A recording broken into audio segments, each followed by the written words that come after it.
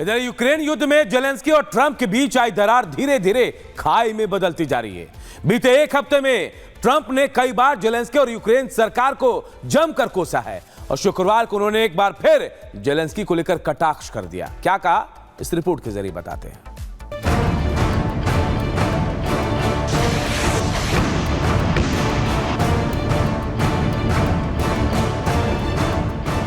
Ukraine युद्ध में Vladimir Zelensky Putin के सामने सीना ताने खड़े थे।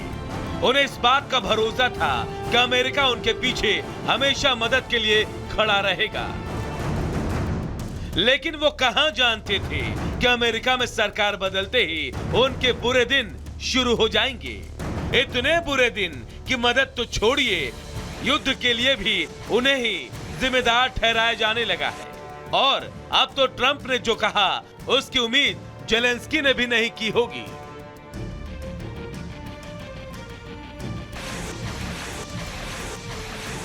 ईमानदारी से कहूं तो मुझे लगता है कि युद्ध पर चर्चा के लिए हो रही बैठकों में उनका होना बहुत जरूरी है।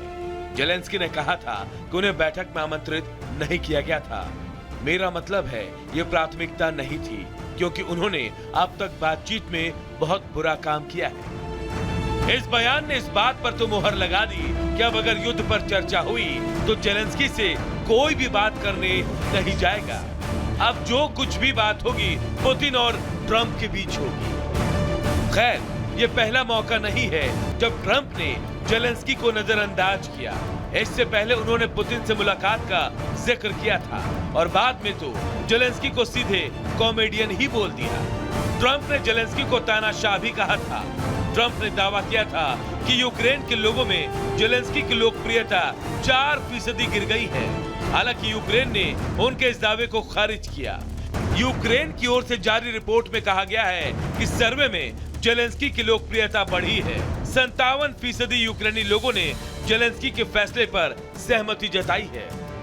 ट्रंप के बयान से अब इसमें कोई शक नहीं है कि युद्ध शायद जल्द ही खत्म हो जाए और उसके बाद जो भी बातें होंगी वो पुतिन और ट्रंप के बीच ही होंगी।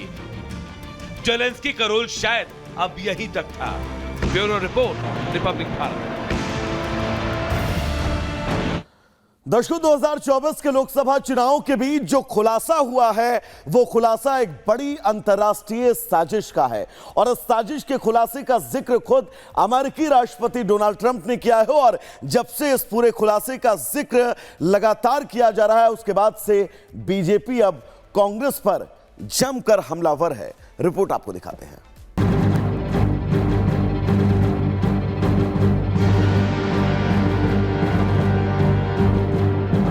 2024 के लोकसभा चुनाव में बीजेपी 400 सीटों का दावा कर रही थी, लेकिन जब नतीजे आए तो वो 240 सीटों पर सिमट गई। अब अमेरिकी राष्ट्रपति डोनाल्ड ट्रंप ने बीजेपी की सीटें कम होने के पीछे एक अंतर्राष्ट्रीय साजिश का खुलासा किया है। And $21 million for voter turnout in India. What do we need to spend $21 million for voter turnout in India? Wow, $21 million. I guess they were trying to get somebody else elected. Wow, we ought to tell. अमेरिकी राष्ट्रपति Donald Trump के इस खुलासे के बाद भारत में सियासी हड़कंप मच गया। बीजेपी ने कांग्रेस पर आरोप लगाया कि उन्होंने मोदी को हराने के लिए विदेशी ताकतों से मदद ली। नरेंद्र मोदी जी को हटाना है, अरे खुद में दमखम है नहीं, इसलिए विदेशी शक्तियों की तुम बात करते हो, उनका सहारा लेते हो। दूसरा, भारत को कमजोर करना है, क्योंकि मोदी जी के नेतृत्व में तो भारत मजबूत हो रहा है। राहुल गांधी का कहना कि हम लोकतंत्र कमजोर हो रहा है, ये लड़ाई हमको लड़नी पड़ रही है, तो बड़े लोकतांत्रिक देश मदद क्यों नहीं करते? तो ये सीधा लिंकेज है कि जो बड़ी फंडिंग आ रही थी वो भारत के चुनाव को प्रभावित करने के लिए आ रही थी। कांग्रेस ने डोनाल्ड ट्रंप और बीजेपी दोनों के आरोपों को सिरे से खारिज कर दिया। कांग्रेस ने यूएसएआईडी के इस पैसे को बांग्लादेश में इस्तेमाल होने की बात कही है। कांग्रेस के सहयोगी दलों ने भी इन आरोपों को नकारा है। ये कि कोई भी विदेशी पैसा किसी संस्था को देते हैं तो एफसीआरए के थ्रू जाता है। एफसीआरए के सारे रिकॉर्ड सरकार में है।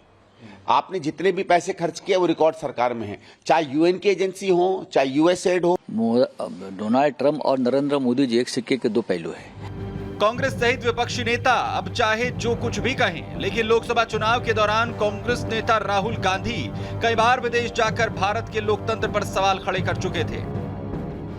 There is a wholesale capture of the institutional framework of this country. I don't hear anything from the US establishment about what is happening in India. If you're saying partnership of democracies, I mean, what's your view on what's going on here? Trump के खुलासे को विदेश मंत्रालय ने परेशान करने वाला बताया। कहा कि भारत के अंदरूनी मामलों में इस तरह का दखल चिंताजनक है। भारत की संबंधित एजेंसियां इसकी जांच कर रही हैं। अमेरिकी सरकार की तरफ से, उनके एडमिनिस्ट्रेशन की तरफ से ये खुलासा किया गया है, कंसर्निंग है, ट्रबलिंग है, और इसको लेके काफ़ी सारी चिंताएं हैं फॉरेन इंटरफेरेंस को लेके भारत के अपने अंदरूनी मामले में। हमारे यहाँ जो एजेंसीज़ हैं, डिपार्टमेंट्स हैं जो इस मामले में काम करते हैं, कार्यरत हैं, वो इस मुद्दे पर और छानबीन कर रहे हैं और काम कर रहे हैं। भारत के चुनाव में विदेशी हस्तक्षेप को लेकर जो खुलासे हुए हैं वो देश की एकता और अखंडता के लिए गंभीर खतरा है। अब सवाल ये कि क्या कांग्रेस ने विदेशी मदद के सहारे ही ज्यादा सीटें जीती? सवाल ये भी कि विदेशी साजिश से विपक्ष की सीटें तो बढ़ी, लेकिन भारत के लोकतंत्र को हरा नहीं पाए। Bureau report, Republic Bharat. Amroha में चलती कार में शॉर्ट सर्किट से लगी भयंकर आग। कार में सवार महिला और बच्चों ने कूदकर बचाई जान। कार में सीएनजी किट लगी थी। यूपी के शाहजहांपुर में चलती बस में लगी आग। बस में सवार यात्रियों ने कूदकर बचाई जान। देखते ही देखते आग का गोला बनकर खाक हुई प्राइवेट बस। एटा में तेज रफ्तार कार अनियंत्रित होकर गिरी। 2 महिलाओं समेत 5 लोग घायल। कड़ी मशक्कत के बाद कार से लोगों को बाहर निकाला गया। सीतापुर में तेजाब फैक्ट्री में लगी आग। आग लगने से लाखों का नुकसान।